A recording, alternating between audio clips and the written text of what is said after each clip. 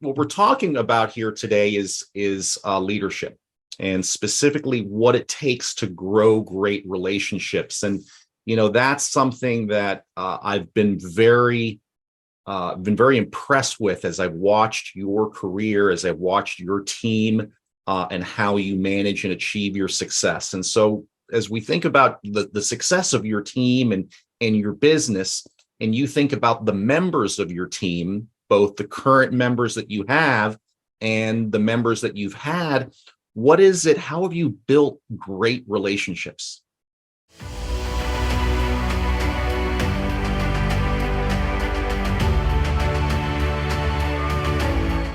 We all know what a relationship is, right? It's getting to know somebody. And a lot of times people try and segment their relationships.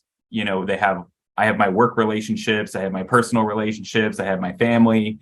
And for me, it's always been this way. And even more so now in the job that I'm in, I am very much, I kind of meld them all together. One of the great things that I found out about when I started doing mortgages was I got to pick and choose who I worked with. Now that also assumes that who I want to work with also wants to work with me.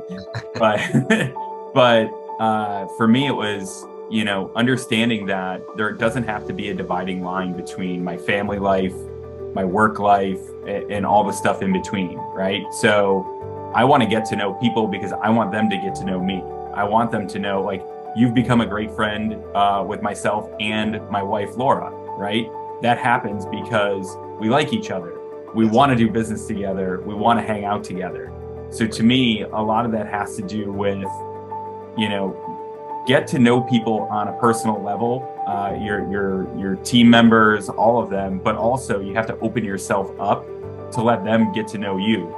It's not going to, it's a two-way street, right? Like, you can't get to know them and shut yourself down. They won't feel invested in you the way you are in them.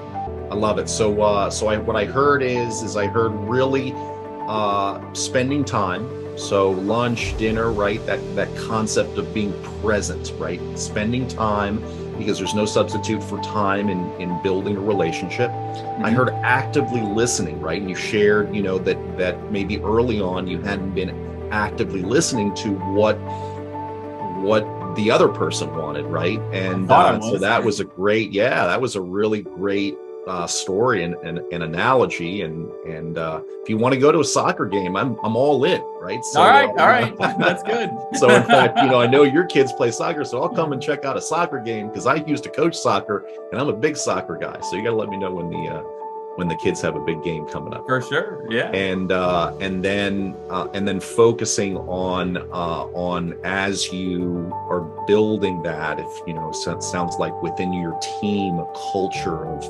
of this about me form, right? This getting to know them on a more personal level, and then rewarding them in a way that they appreciate it. They would appreciate it more than just as you said, just a kind of throw an Amazon gift card at somebody. Right, which they'll like, but sure, not as much. It doesn't create that personal connection.